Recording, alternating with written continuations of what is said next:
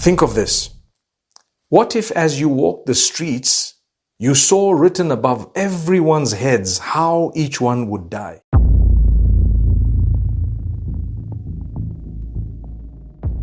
That's crazy. If it was actually true that everybody knew how or when they'd die, do you think they'd fear death any less? In fact, most people are afraid of death because they think it's the end of everything. Do you realize that human beings are among the few creatures of Allah Almighty who will live continuously in different forms? You're given birth to in this world, you probably would live for 20, 30, 40, 60, 90, or maybe 100 years, and then you will die.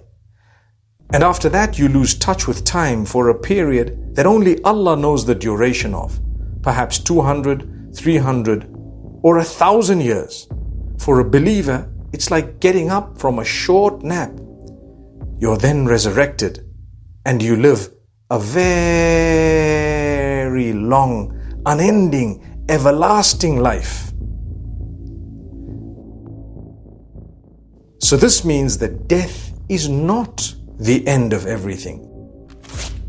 It's just a short period of time, like a speed hump between your creation and your everlasting hereafter. But most people are afraid of death for two reasons.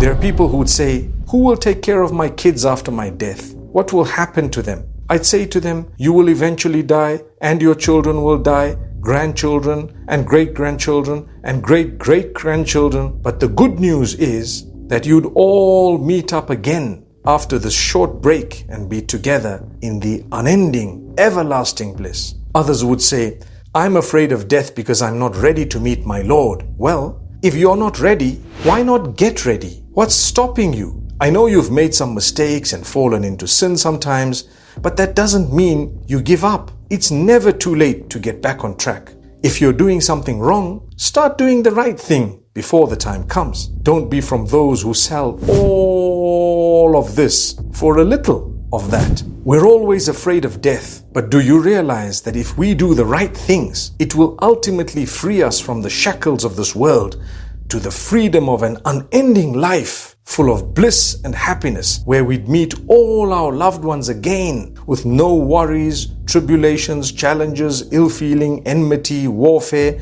or any negativity. What really matters is where you are after death. That's why Allah has given us the choice. We can choose to do good or bad. The path to the good is by doing three things. Firstly, by bearing witness that there is none worthy of worship besides He who created us in the first place, Allah. Secondly, by fulfilling the rights of others. All dues should be given to the rightful owners. Seek forgiveness from those you've wronged. Thirdly, by staying away from all forms of major sin and seeking forgiveness of Allah often, as taught by the Prophet, peace be upon him. Allah is the most forgiving, the most merciful.